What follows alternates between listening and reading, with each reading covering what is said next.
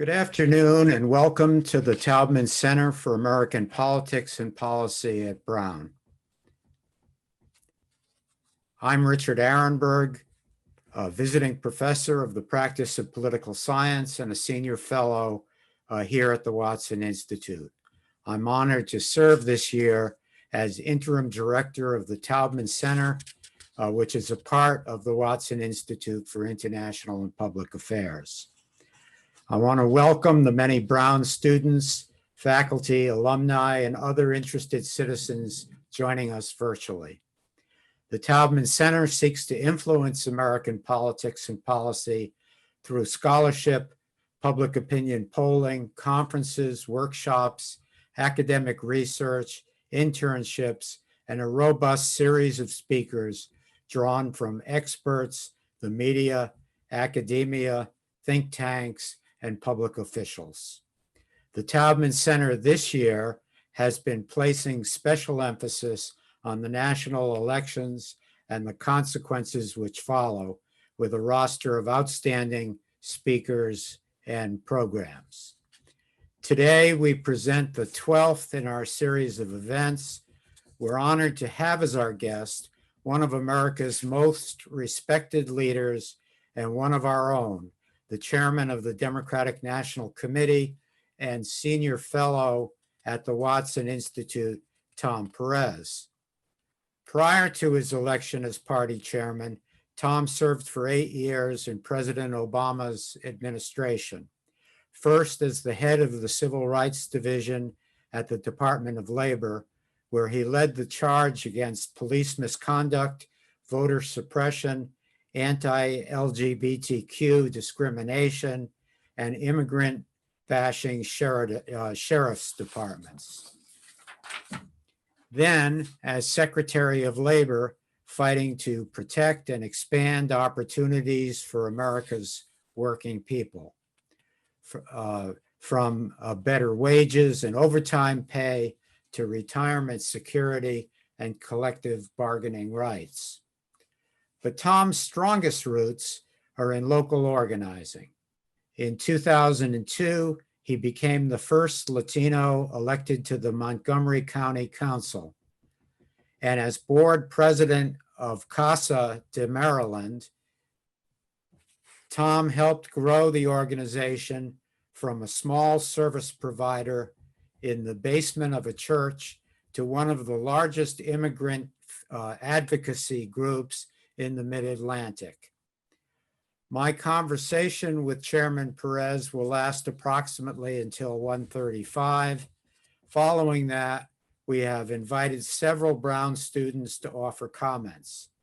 That portion will last about 10 minutes, followed by questions and answers with the audience for about 15 minutes to close our program.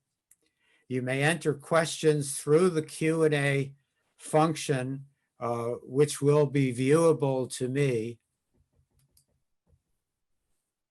You may begin answering questions if you have them already, beginning now and throughout the program. You may enter, I will convey as many of these questions to the chairman as we have time for. This event is being recorded for later viewing on the Taubman Center website and the Watson Institute website, and it is also being live streamed on YouTube. Now, it's my great honor to introduce the chairman of the Democratic National Committee, Tom Perez. We're still awaiting Tom's joining us. He should be with us in the next minute or two. Well, while we await Chairman Perez's joining us, let me set the stage a little bit by talking about the 2020 elections. And of course, one of the things that I plan to ask the chairman about is what we've seen in the 2020 election was a rather substantial victory for President-elect Biden, both in the popular vote and in the Electoral College. But at the same time, we saw for Democrats, what they considered a rather disappointing election, uh, both in the House of Representatives, where they retained control of that body, but at the same time lost seats, making their margin in the House much narrower. And in addition, a disappointing showing in the election for the United States Senate, where Democrats had hoped to not only take control, but perhaps with as many as 52 or 53 or maybe even more seats. There was a considerable number of contested races in the Senate, and the failure there was also somewhat disappointing for Democrats. I see now that the chairman has joined us. Welcome, Chairman Perez. And thank you, Dean. It's great to be with you. I apologize for my delay. I had another event that went over a little bit, but joining you from DNC headquarters here in DC. Great to be back with you and with all the students at Brown. Well, it's great. It's great to see you. And I'd like to begin by noting that you've been frequently mentioned as a possible member of President-elect Biden's cabinet. So I'd be remiss if I didn't start by asking you, would you accept a position if offered in the Biden cabinet? Well, never believe what you read. Okay, I had the great honor of serving in the Clinton administration and the Obama-Biden administration, and this job, I've frankly been singularly focused on the hard work over the last 4 years. So I've frankly given no thought to what happens next, because this has been such an all-consuming job. And with the unfinished business in Georgia, part of the reason I'm late is because I was working on some stuff relating to that. So that's honestly where my focus has been. Terrific. Obviously, you played a critical role in Joe Biden's substantial victory over President Trump. I had publicly predicted a landslide, which amused many of my students as the results came in on election night. But now that the dust has settled, a 5.5 million plus vote victory in the popular vote and 306 electoral votes in the Electoral College is really nothing to sneeze at. I would agree. And to put it in historical perspective, when all the votes are counted, and there are still millions of votes yet to be counted, I think the margin is going to be just about where Barack Obama was in 2012. He won by about 4%. I think it was 3.9%, if my memory serves me. And that is decisive. I mean, the last challenger who won an election with this percentage of the vote, beating an incumbent, was FDR in 1932. I mean, you are obviously not just a student of history, a professor of history, and you can look at so many elections. This was far bigger than Harry Truman, bigger than John F. Kennedy. The list goes on. Obviously, the most votes ever in a presidential election, record turnout. And so by any measure, this was a decisive victory for Joe Biden. I think the reason it doesn't feel that way to some is because we count votes differently. Back in the Leave It to Beaver days, everybody basically voted on one day, and Walter Cronkite and John Chancellor, announced the winners usually by 11 or 12 o'clock at night, and it was done.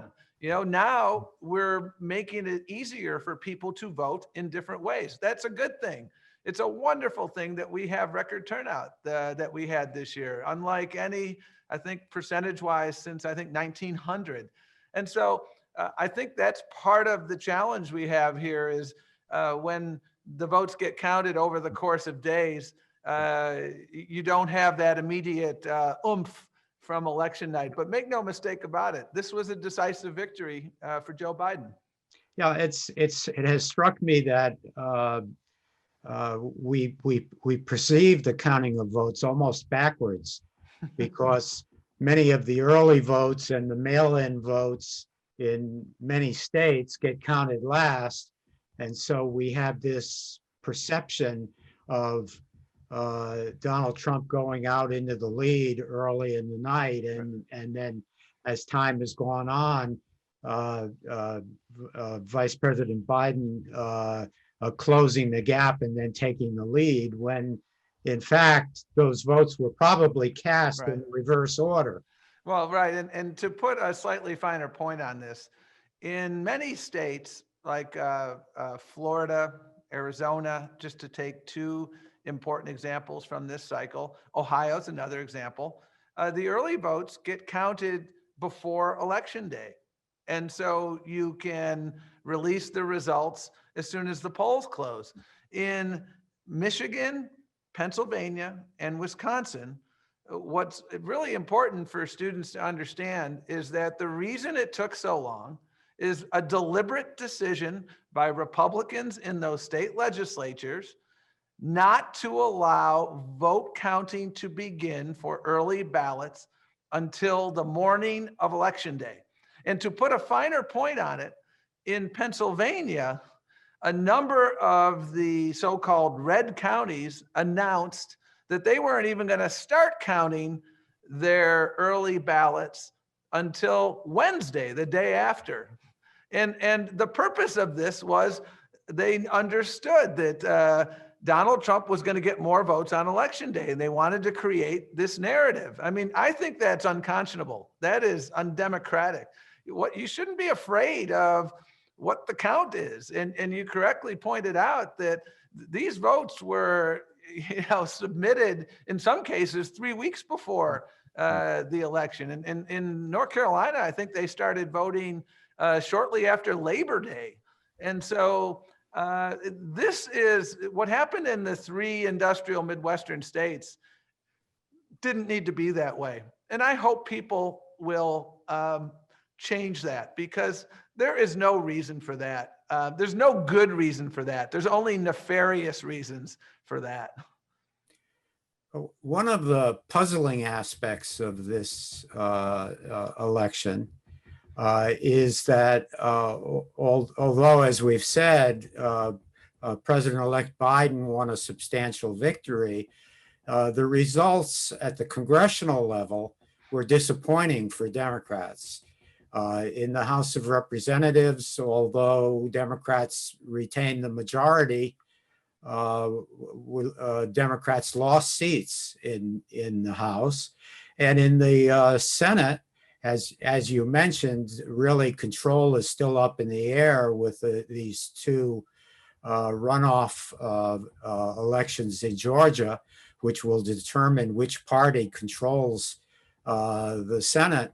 But the expectation had been really more bullish for Democrats, and the expectation that Democrats would win 51 or 52, maybe even part of my landslide prediction was 54 seats in the Senate, because there were so many that were competitive. And so I wanted to ask you, from your perspective, what happened and why the split? Well, I think I have to break down your question in two parts. Let's talk about the House first. If you look at history, when you have a wave election, and let's take 2010 as one example. The Republicans, took over the House. They won something like 60 seats. And in 2012, what happened? They lost a number of the seats they won. Why did that happen? Because they won a number of seats in districts that were really Democratic districts. And then 2 years later, you had You had a president on the ballot, and we were able to win back a number of those seats. In 2018, we had a wave election for Democrats in the House. And if you look at the seats that we lost, the vast majority were by and large districts that were rock red districts. Oklahoma was Trump plus, I think, 13. There was a district in New Mexico, a wonderful member of Congress, Xochitl Torres Small, that was Trump plus double digits. I mean, I could give you a half a dozen of those districts that are Trump plus double digits. So when you look at history, you see that after a wave in the House like that, there is often this phenomenon 2 years later. Your hardest reelection, your hardest campaign is the one you first win, and then your first election after you've won. That is the reality for House members. So that's a big part of what happened there. The Senate, I think, is a slightly different story. And I think it's important to look at what we're seeing now in terms of megatrends. It used to be until very recently that you would have a number of states that were where the president, the party of the president won in the presidential, but the senators were not dependent on who won the presidential. That's starting to change. And look at 2018. I'll give you 3 quick examples. Indiana, Joe Donnelly. North Dakota, Heidi Heitkamp. Missouri, Clara McCaskill. They were 3 really solid Democratic senators. By the way, Heidi Heitkamp was a fellow at Brown, so I hope students had an opportunity to study with her last term. And they lost in 2018, and those were states that Donald Trump won decisively. You look at places like Montana, where in 2020, where there's a lot of ticket splitting historically that has gone on. But this year, basically what you saw was Donald Trump won by, I forgot what the margin was in Montana. And as a result, Steve Bullock wasn't able to win that race. You look at Iowa, same thing. Donald Trump won Iowa, and we fell short in the Senate race. Kansas, Donald Trump won Iowa. We were trying to flip a seat in a pretty red state.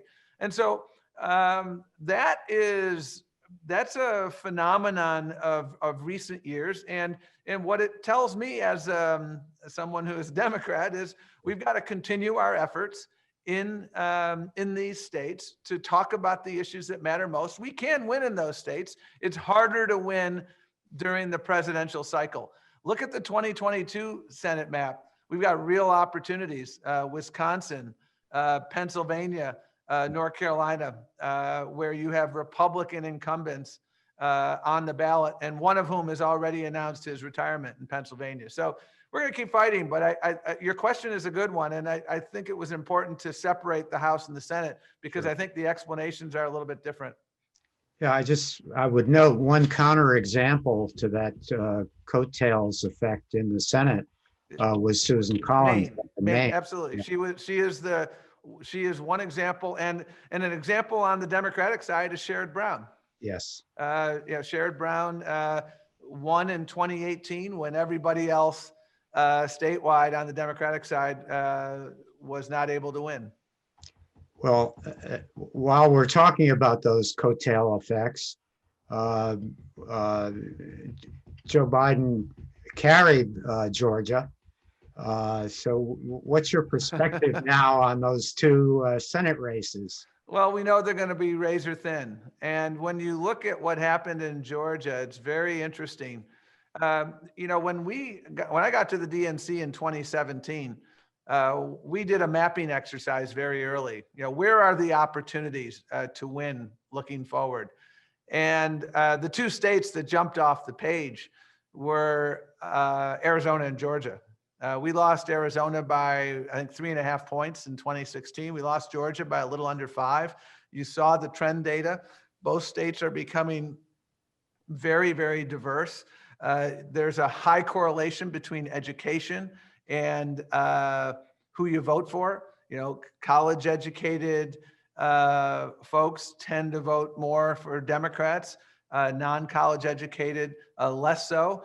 You look at the trend data in the 8 counties that are basically metropolitan Atlanta, and you see the movement forward. And so 2020 in Georgia, there was and I credit Stacey Abrams as much as anyone. The New Georgia Project was all about getting new people, expanding the electorate. And you see young people, 18 to 21, a 20% increase in participation. There were 1 million new voters. You look at participation of Latino and Asian American voters as well, and that increased. You look at, again, suburban voters. The New York Times just did a really deep dive on what happened in Georgia. And those 8 suburban districts, those eight counties that comprise Metro Atlanta, really move the needle in meaningful ways for Joe Biden and Kamala Harris. And I think there is you look at places like Georgia, you look at places like Arizona, these opportunities are going to continue to present itself. I mean, let me be clear, the runoffs in January are going to be razor thin. There's no doubt. Somebody's going to win it by a smidgen. And that's why we're working so hard to continue to expand the electorate. I know that voter registration continues until December 7th now. We're working to make sure people know how to vote early, all of those things. So it's fascinating to see, and it's exciting to see the tremendous increases in turnout. 69% of the voters in Georgia voted this election. That was a record. How worried are you about President Trump's refusal to accept reality? Even if he never concedes the race, and even if at some point finally the transition is allowed to go forward, are we seeing here a template for future elections going forward? I frankly think it's unconscionable what's taking place now. I mean, this election is not close. I mean, the election is over. Joe Biden is going to be the next president. There's no doubt about that. And not only is what Donald Trump doing unconscionable, but I think what is really, really concerning is the paucity of currently elected Republicans who are speaking out to say, this is over, Mr. President, for the sake of the country, for the sake of the pandemic, for the sake of saving lives. We've got to move on. We are the world's greatest democracy, or so we say. We are not acting like one. And I applaud Susan Collins. I commend Governor DeWine and Senator Romney. But unfortunately, I need only maybe a couple hands to count the currently elected Republicans who have said this is over. That is setting a horrific example. This race is over. And again, I think about this through the lens of the pandemic. 250,000 people have died. We need to coordinate right now instead of having to work around the White House. When Jimmy Carter lost in 1980, he called Ronald Reagan immediately and he said, I want this to be the most successful transition in American history. When we were litigating Bush v. Gore in 2000, President Clinton gave daily intelligence briefings to then Governor Bush. He would have it no other way. That was the right thing to do for our democracy. I think the appalling silence of so many Republicans who are currently elected in the face of what this president is doing is really hurting our standing in the world. I mean, you're certainly familiar with the NDI, National Democratic Institute. We go around and monitor elections around the world. It's kind of hard to go out there and be that moral authority when you have Rudy Giuliani walking into court right now. And frankly, I hate to be so blunt, but feels like he's making a fool of himself because he's putting forth claims that have no basis in law, and he doesn't appear to know the law. It's not his finest hour, and it's not our democracy's finest hour.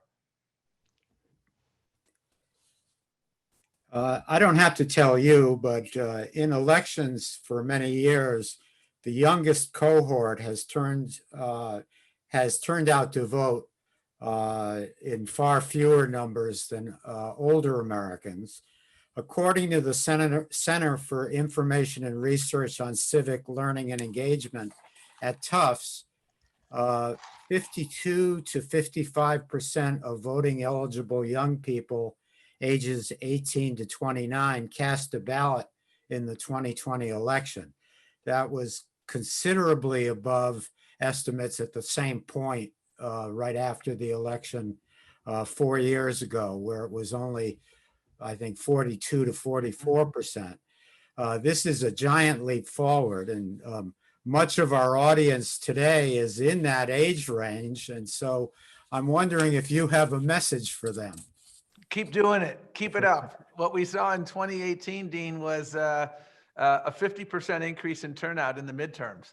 And it's clear that the momentum has continued. Democracy can't be a spectator sport. I speak to all of the students as the father of, a 24-year-old, a 21-year-old, and an 18-year-old, all of whom voted. And your votes can make such a difference. Look at Georgia, again, to give you that data point, a 20% increase in turnout among 18 to 21-year-olds. That is enormous. I mean, Joe Biden is going to win Georgia by probably somewhere in the vicinity of 12,000 votes. So every single vote matters. And I'm really, really heartened. And I spent a lot of time, at Watson on the Brown campus, having discussions not only with Democrats on campus, but my colleague, Michael Steele, who is a good friend. We see the world differently in material respects, but we have so much that we share, and we share a fervent desire to make sure that everybody participates. And I hope people take heart in those numbers, because that's a big deal. To follow up on your observation that every vote counts, what's your feeling? What's your take on the Electoral College? Well, this is what, the seventh election. I think 7 out of the last 8 elections, the Democrat has won the popular vote. I may be off by a little bit, but I think that's right. That's right. And, we saw both in 2000 and again in 2016 that, we didn't have the presidency, and it had very serious consequences. I think we have to take a long look at the Electoral College. And there actually are a number. You don't have to amend the Constitution to change the Electoral College format. There is a movement, the National Popular Vote movement. And the first state that passed a law toward that is my home state of Maryland. So I know a little bit about this. And it's a movement that says that we will direct our electors to vote for the candidate that won the national popular vote, as long as states totaling 270 do the same. And I think we're up to about 200 states totaling about 210 electoral votes. I might be off by a couple there, but that movement is gathering steam because, by 2035, I think it is, 70% of the population is going to be living in 15 states. And so to put it differently, 30% of the population is going to elect 70% of the United States Senate, which is one reason why Democrats need to organize across America and talk about issues that resonate across America.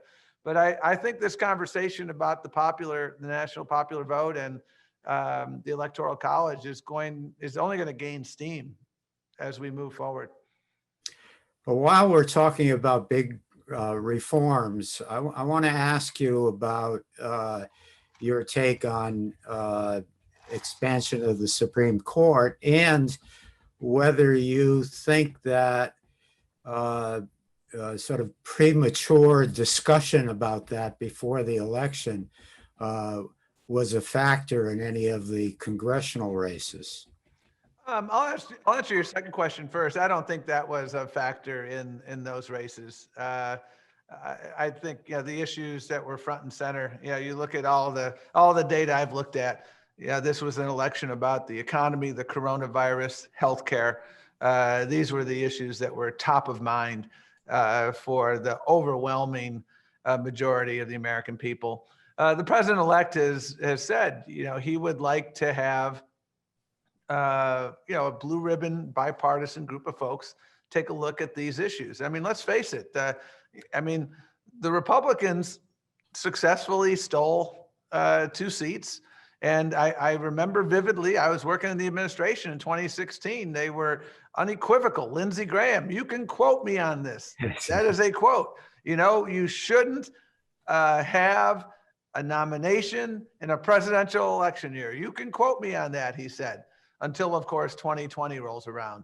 And, you know, the Supreme Court is only as good as the American people's acceptance of it. And what's happened over these 2 cycles has created a crisis of confidence in the court. I think the Chief Justice is aware of that. And so, you know, Joe Biden wants to take a methodical and careful and bipartisan look at those issues. And I hope that happens. I have time for about one more question, and then we're going to turn to 3 students that we've selected and allow them to make some comments. And then following that, we'll open up to questions and answers from the audience. And I was a little bit late, so I can stay over a little bit if that would be helpful. That's terrific. As a final question, I'd like to ask you: our politics obviously have become increasingly polarized by hyperpartisanship. This goes back. Some people point to the origin. They point at the so-called Gingrich Revolution. I tend to look back even further as 1980 and the Reagan victory there. But it's pretty clear that things have become more polarized virtually year by year by year since then. And the question I have for you is, you know, how do we get back from this? This situation, it's corrosive to democracy, I believe. And so how do we get back to at least the willingness of the 2 parties to come to the table and negotiate in good faith? Well, let me start at a micro level and then move out a little bit. And here's what I mean by a micro level. When I had the privilege of coming back to Brown, because it's my alma mater, back in 2017 to the Watson Institute, one of the first people, and I'm very grateful for Dean Steinfeld and his allowing me to do this. One of the first people that I suggested also come was Michael Steele, the former head of the Republican National Committee. And here's why. You know, when I was at Brown, I always thought, you know, I thought that we didn't do a good enough job of learning how to interact with people whose worldviews were different. And if you're going to succeed in life, you've got to understand how to do that. I worked for Ted Kennedy. You know, Ted Kennedy, while he was the liberal lion of the Senate, was incredibly successful because he built partnerships with Orrin Hatch. He built partnerships with Strom Thurmond. He built partnerships with people who saw the world completely differently. And so, you know, part of what I've tried to do at Brown, and yeah, Chairman Steele and I have done meetings together with the Brown Dems and the Brown Republicans. I think we have to work at a campus level.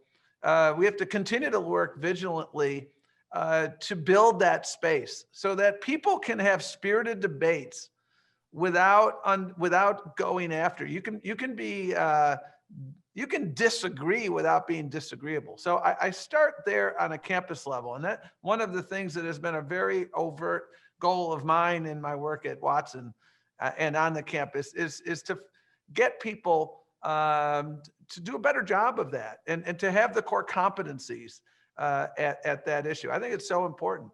I don't think we're setting a very good example right now. And it is getting worse. And I'll tell you this, this president didn't start it, but I don't know that there's any point, and I'd have to talk to Michael Beschloss or, some of the other, John Meacham, other presidential historians. I don't think there's any historical antecedent to what we're observing right now, at least to the extent that this president is trying to undermine public confidence. And it's pretty clear to me what he's trying to do right now. He understands that he can't win, but he wants to continue this narrative all the way to January 20th so that all of his supporters are going to look at Joe Biden as a president who didn't win the election. That's unconscionable. It's wrong. I mean, hey, we lost Wisconsin by 20,000 votes last time, and it was colossally disappointing. But we didn't raise our hands and say we got, it was fraud. We put our heads down, organized, listened, and now we won, albeit by a razor-thin margin. And so I think Joe Biden is a person for the moment. And I think the most important answer I can give to your question there is, I think Joe Biden is truly a uniter in chief. He has a demonstrated track record in doing this. He has said very, very clearly, I am going to be the president for everyone. When I hear Donald Trump saying, I'm going to withhold money to Gretchen Whitmer, or he's at a rally and they're saying, lock her up. Like, the coronavirus is what we need to lock up right now and do away with. And it needs to be a nonpartisan effort. And I'm heartened that so many red state governors now are finally telling their people to wear a mask because it is an important part of how we can tamp down the virus. But I think it starts with leadership at the top. And we all have to model that behavior moving forward. And I think of life as Venn diagrams. I know that we can search for that common ground. That common ground exists, and it's a lot more than people think. And we just can't talk past each other. Yeah, I just want to, echo what you said there. I spent, before coming to Brown, I spent 34 years on Capitol Hill in the Senate. And for many of those years, you could really build a majority and pass legislation working from the middle out, and and some of the principal figures in that sort of thing was, for example, John Chafee from here in Rhode Island, who was a Republican senator and frequently worked with Democrats to successfully legislate. Well, let me turn to our students and first introduce Morgan Orner from the class of 2021. I'm showing my age there. Thank you so much, Professor Ehrenberg, and thank you so much for being here, Chairman Perez. My name's Morgan. I'm the Vice President of Brown Dems. I'm really excited to ask you a question today and talk a little bit. Good to see you again. Great to see you too. I wanted to actually talk about something that you haven't touched on, which is state legislature races. Unfortunately, we know that the Democrats did not perform in the state legislatures this year that we were hoping to. And while we're not in as bad of a position as we were in 2010, we are still facing Republican gerrymandering in maps. I'm wondering how you are planning on empowering people to vote for Democrats at the state legislature level and really turn that around using the youth vote and these other sectors of vote that have propelled us to victory at the top of the ballot. Sure. No, it's a great question. And when you look at, I find myself reflecting on where we were in 2017 and where we are now. And while I agree with you wholeheartedly that we didn't make the progress in the 2020 cycle that we would like to have seen, we've won roughly 400 seats. We flipped 400 seats in state legislatures over the last 4 years. We flipped 8 legislative chambers from red to blue. We broke Republican supermajorities in, I think it was 4 different chambers. If you go talk to Governor Roy Cooper in North Carolina, governance for him in 2017 and 2018 was far more difficult than governance in 2019 and 2020, because in 2018, we broke the supermajority. When I got to the DNC, there were 66 Republicans in the Virginia House of Delegates and 34 Democrats. Now there are 55 Democrats and 45 Republicans. We've also flipped the state Senate there as well. And as a result of that, Governor Northam signed sweeping voting rights laws that enable people to vote without the barriers that Republicans had implemented. So your question it's impossible to overstate the importance of your question. And that's why when I got to the DNC, we really changed our mission. Our mission is to elect Democrats up and down the ballot from the school board to the Oval Office. And some cycles we do better than others. You know, again, I agree with your assessment. You know, we didn't do as well in the state legislative races this year as we have done in the past 3 years. And so what we're doing now is analyzing the data. What we see preliminarily, and I underscore preliminarily because we're still getting a ton of data back. You know, turnout was off the charts for everyone. And I mean, you know, 150 million people or whatever it is voted in presidential races. And I think in a lot of these down ballot races, our turnout modeling, we expected X and it was X plus Y. X was a big number, but X plus Y ended up voting. And so what we have to do now is understand where we need to go from here. And the good news is that in many of these places, we have made progress. And so, I mean, in Arizona, you know, we need to flip 2 seats in the House in 2022 and 3 seats in the Senate. And Mark Kelly will be on the ballot again. There won't be a president on the ballot in 22.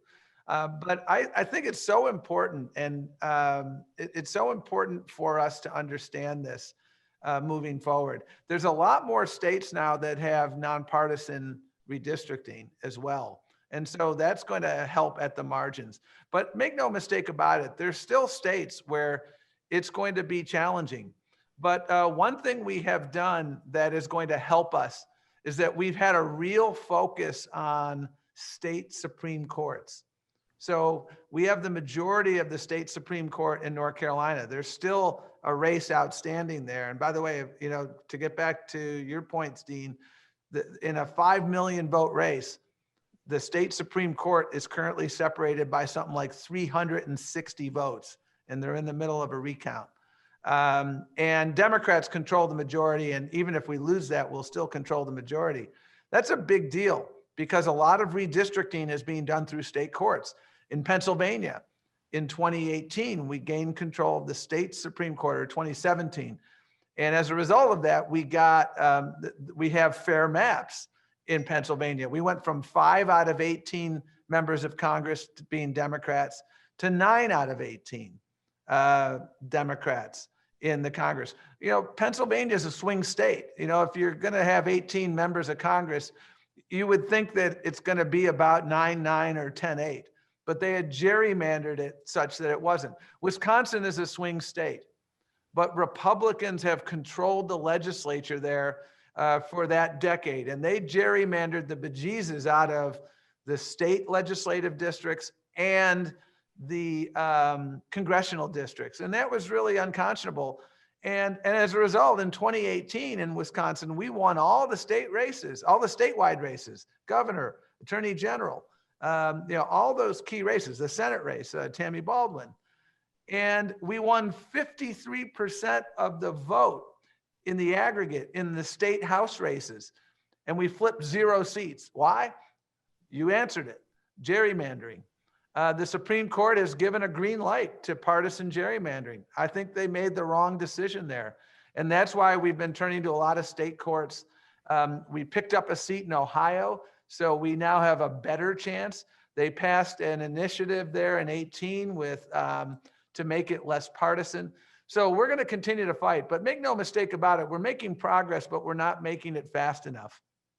And as a result, we're going to continue to have the situation where legislators pick their constituents, as opposed to how it should be, constituents picking their legislators.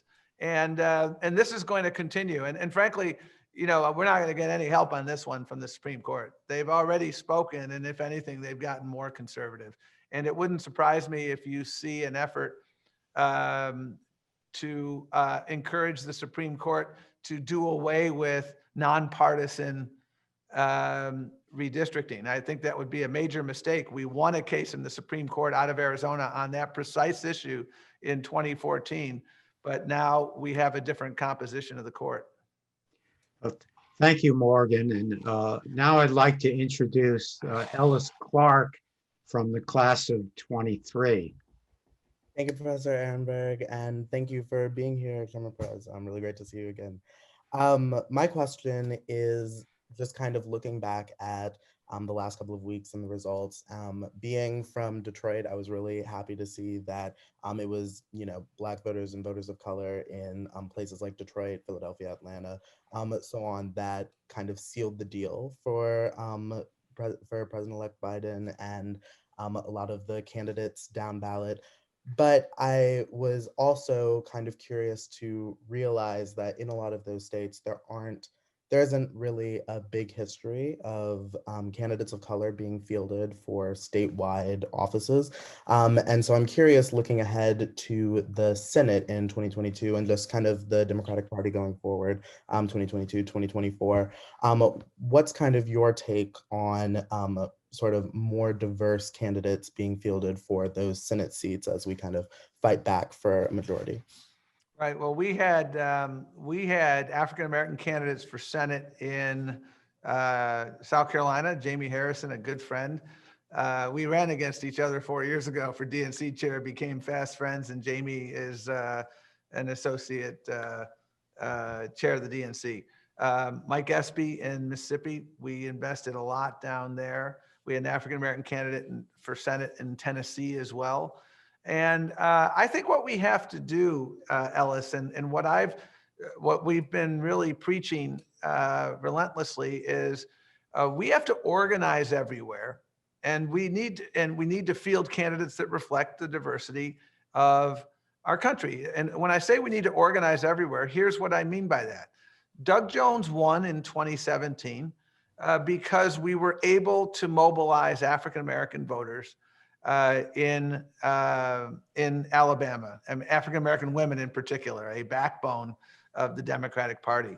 What we need to do in order to sustain those victories, and we weren't able to sustain Doug in 2020, but what we need to do in places like Mississippi and Alabama and South Carolina is to continue investing in organizing so that we're not just showing up every 4th October in Detroit or in Birmingham or in Jackson.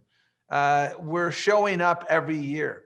And another way to inspire people is to show up with candidates that reflect the community and reflect the diversity of the community. You look at the United States House, when we took over the House, I mean, that class and the current class are truly remarkable. I mean, the CBC, I haven't looked at the numbers for this cycle, but last cycle, the CBC and the CHC had record numbers of members. That's a big deal. And so one way to do that is to make sure we're building the pipeline of state legislative candidates, whether it's state house, state senate, mayors, county executives, county councils, things like that. And so I'm looking at people like you, Ellis, and I had a student 2 or 3 years ago at Watson in my seminar who was from California. He settled in Rhode Island, and he just won a state house seat. He unseated an incumbent. I remember talking to him, and I'm really excited for him. He ran a spirited campaign and is now a member of the Rhode Island House of Representatives. And I'm really, really proud of him. So you look at all these folks in their 20s who are running for office. I hope you and others will be inspired. And I know we are very conscious and intentional about making sure that we're encouraging diverse candidates across America to step up. Thank you so much. Thanks very much for that, Ellis. And now I'd like to introduce Hannah Ponce from the class of 22. Hi, thank you, Chairman Perez and Professor Ehrenberg for hosting and leading such an insightful panel. I feel honored to be in attendance and, be a part of these conversations. And as we discussed earlier, election night, or more accurately, election week, we witnessed disheartening results in the Democratic House and Senate races. And as a result, it seems that in the past weeks, we have witnessed some rising tensions and finger pointing among moderate and progressive Democrats alike regarding who is to blame for the Democratic losses in this election. And recently, various media outlets have reported that as the Democrats' House majority has shrunk, moderate and centrist Democratic leaders have assigned this blame to the progressive left for promoting policies, such as Medicare for all, the Green New Deal, and widespread police reforms. With this in mind, my question to you is, in coordinating campaign strategies for the midterm elections in 2022 and the next presidential contest in 2024, how do you see the Democratic Party overcoming these divisions, or how do you, perceive this division in the Democratic Party, and how can we overcome them? Well, listen, Hannah, I've spent 4 years in this job, and I think that we've just done something that gets done once a quarter century. We unseated an incumbent president.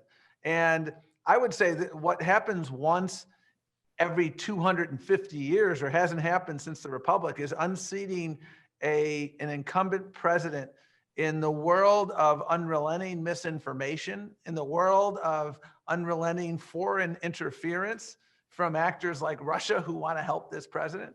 And part of the reason we unseated this president is because we had remarkable unity among our team. Look at the primary field. We had 24 people run for president, and every single person came together around Joe Biden and came together in a remarkable, full-throated way. We didn't win as many seats as you've said and as I've said. We didn't win as many seats in the House as we wanted to. And as I also said earlier in response to one of the professor's questions, we were swimming upstream in Oklahoma. In a presidential election in Oklahoma, you have presidential turnout. And it was really hard for Kendra Horn to overcome that, plain and simple. And what we're going to do moving forward is implement our platform. Our platform is bold. Our platform is bold about everything. It's bold about fixing the pandemic, building back the economy, addressing climate change, addressing police reform, addressing the issues that matter most to people. And I think we are at our best when we focus on those issues that we all care about. And I think what we're going to do in 2021, and it'll help us in 2022, is we're going to address infrastructure. Infrastructure is a way to create good middle-class jobs. It's a spectacular way to address climate change. And it's a way to to make people's lives better. We're addressing the need to protect people with pre-existing conditions. And so we're going to continue to work on that and show the American people who cares about your health care. When we focus on these issues, when we are very, very laser focused on those issues, I think we do really well. And so, when I hear talks about division, I mean, the party that has become extreme is the Republican Party. I mean, look at the appalling silence of the vast majority of the Republican caucus in the House and in the Senate about this election result. Like, could you imagine if Barack Obama did this, denied an election result in 2016? I mean, he told Hillary Clinton the next day, he said, you know, I think you ought to concede. And by the way, he didn't even have to do that because Hillary Clinton understood that, you know, while I'm disappointed, I'm an American first. I'm not a Democrat first. And so, you know, when I hear talks about who's divided, I mean, this other side, the extreme version of, I wish we had a Republican Party. We don't have a Republican Party of Lincoln anymore. We don't have a Republican Party of John McCain anymore. And I think that is, as much as anything, a real danger, because they're playing a narrative right now that is just a bald-faced set of lies. I mean, look at the guy who just got fired, the most recent person who got fired, Director Krebs at the Department of Homeland Security. He spoke truth to power. I used to get regular classified briefings from DHS during the campaign. They did it for Republicans and Democrats. They were doing their job. He got fired for speaking the truth. That's very, very scary. That's what happens in authoritarian regimes. That should never happen here. So I would encourage you, and I would encourage all of us, to focus on the many, many things that we're going to be fighting for together. I'm confident we can do it. And I know Joe Biden's committed to it. Thanks, Hannah. And I want to thank Hannah and Morgan and Ellis for really three outstanding questions. Amen. We'll turn now to some questions submitted by the audience. And if it's okay, I'll take advantage of your gracious offer. Sure. And we'll tack maybe 10 minutes on to the end of the program here. Deal. Okay. That's not a problem. Yeah, let's go. We can go till 2:15. How's that? That's terrific. Okay.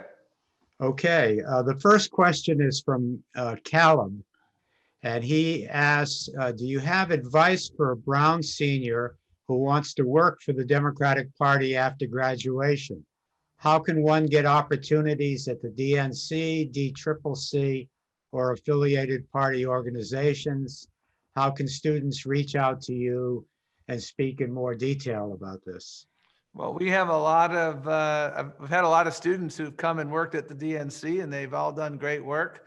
We're hiring interns for the spring, and then we have a internship program in the summer.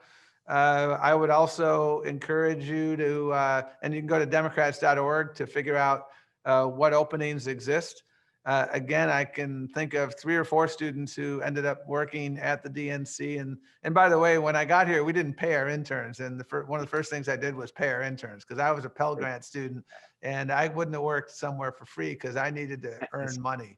So, and now, you know, we've facilitated other folks are following suit, because if we can pay you, then these other organizations ought to do the same thing. So go to democrats.org. I think also the Biden team, I don't know the website, but the Biden transition has a website up. So you should get on that and see what opportunities are there. Sounds like you still have some work to do at Brown, but if you're a senior, that means you're done, I think, this year by the end of April. So you're done a little bit earlier. So that timing might actually work out. So, and remember, I've said this to students all the time, when you're applying for jobs, like I used to play a lot of baseball. If I batted 1 for 20, I wouldn't be in the lineup very long. But if you bat 1 for 20 in your job search, you can be a Hall of Famer. So, cast a wide net. Don't get discouraged if you get a few letters saying thanks, but no thanks. And remember, 1 for 20 gets you into the Hall of Fame potentially. Great. We have a question from Kathleen, who's asked, as it turns out, ironically, many voters chose the authoritarian Trump over Biden because of a fear of socialism.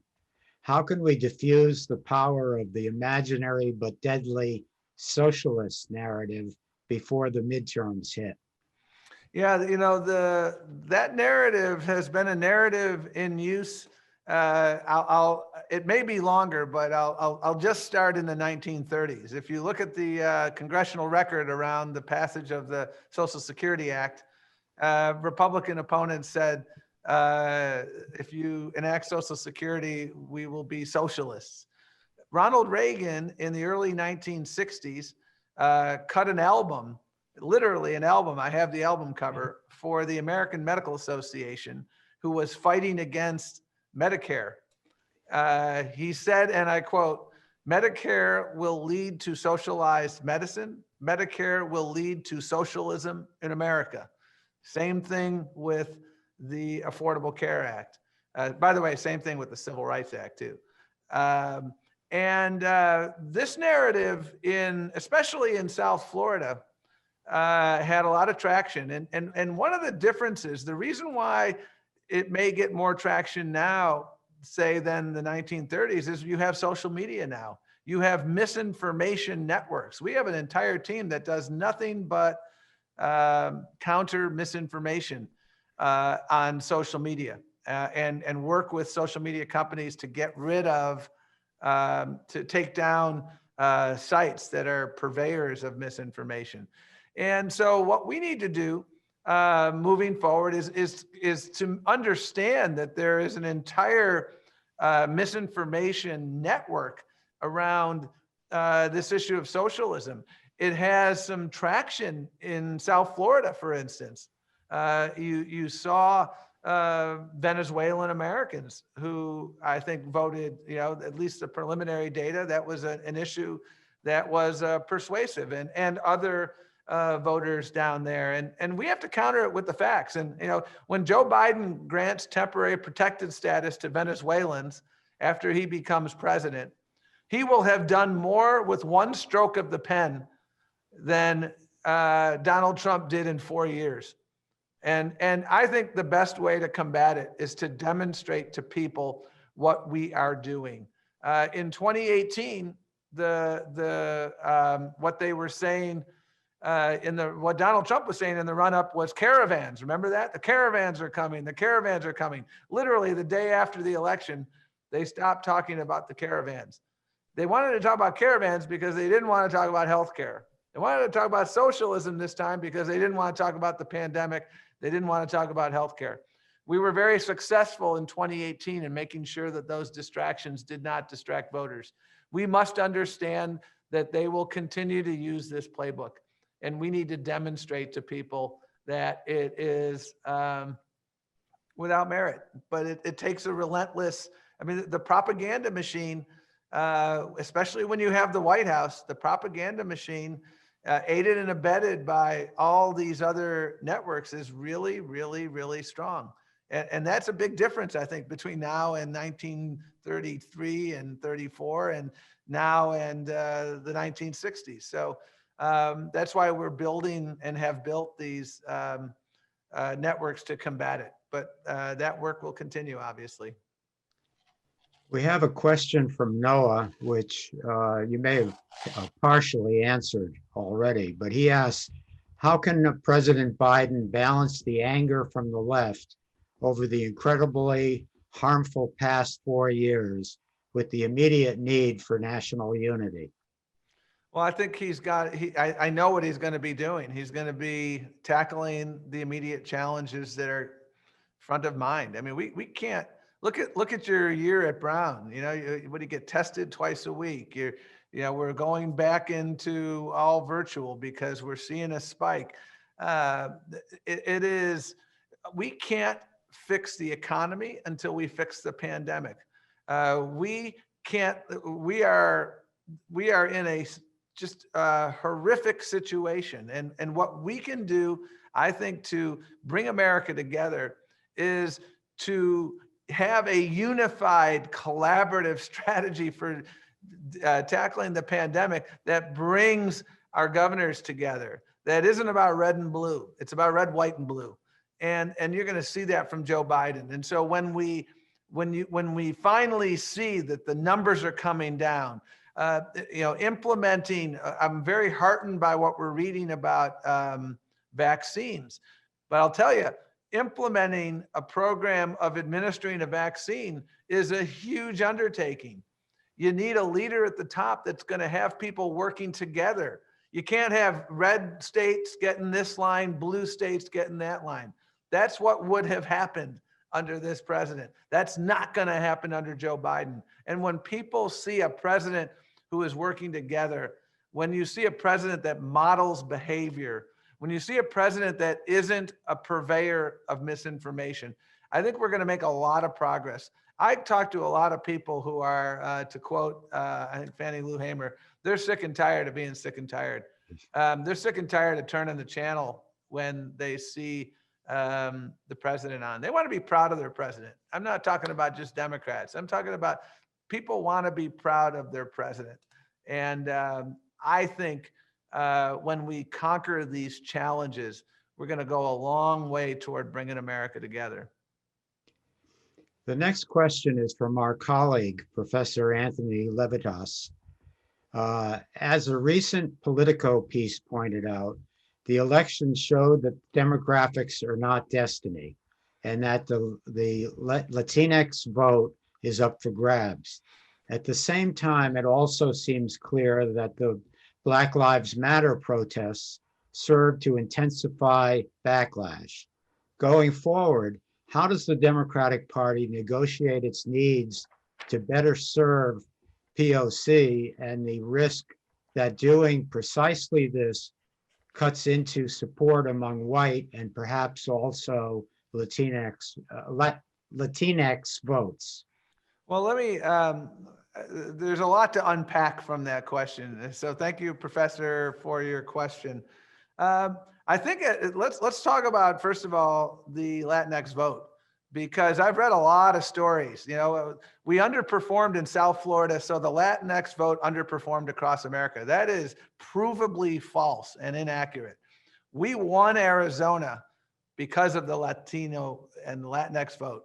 75% of Latinx voters, and it was a 75% of the largest denominator ever in Arizona.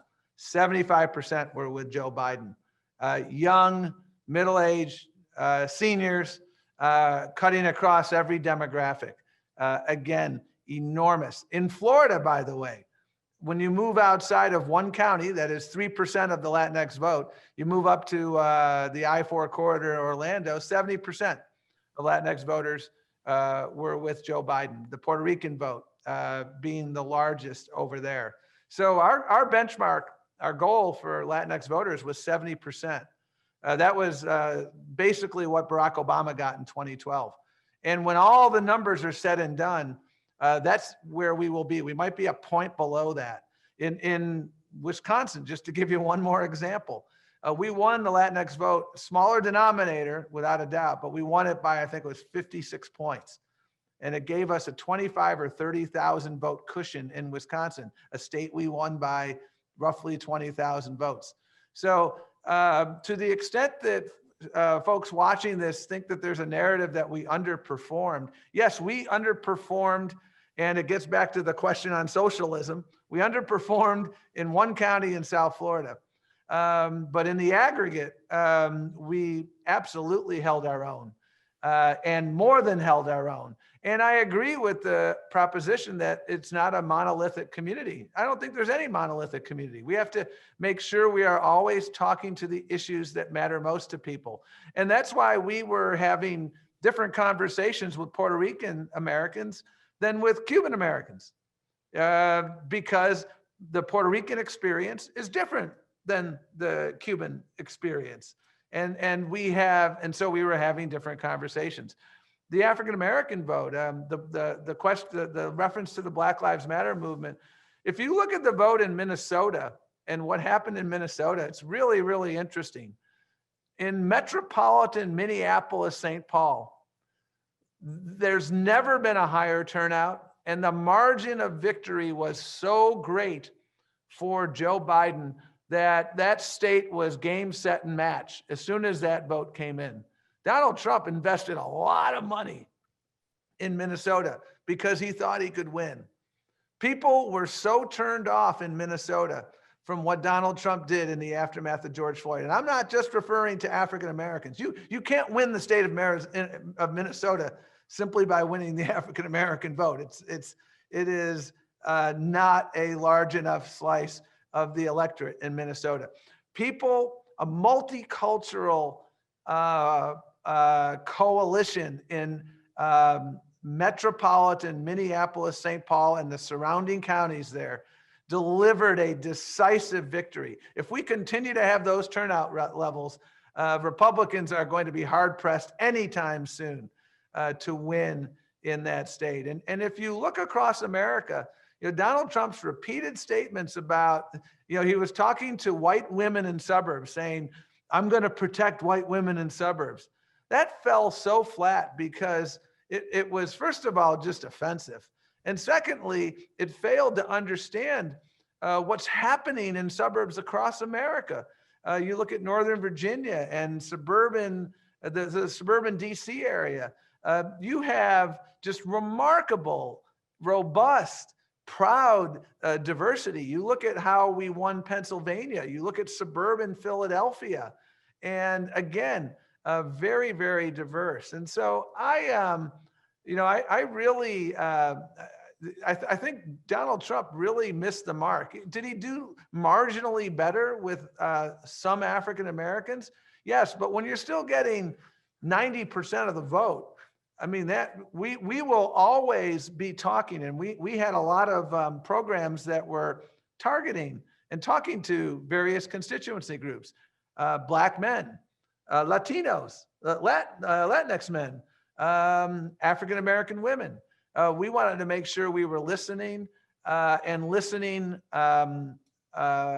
aggressively and effectively, because we don't want to take anyone for granted. And so, I'm very proud of the very eclectic coalition that Joe Biden built. And if you, the one article that really caught my eye, you ought to look at, the New York Times had a piece about Georgia.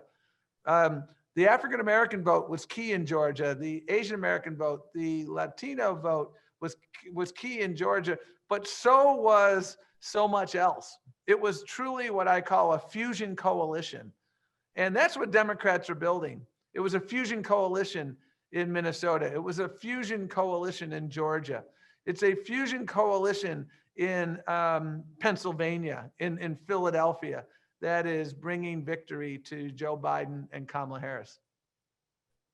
Well, on that upbeat note, I want to thank you so much for spending this time with us and for all of the light that you've shed on the 2020 election. And I know it's been really a great opportunity for our students and the rest of the Brown community and the many people from the outside community that have joined us today, both on Zoom and streaming on YouTube. So thanks so much. My pleasure. It's always a pleasure to be with our Brown community. Thank you so much, and have a good Thanksgiving. Be safe.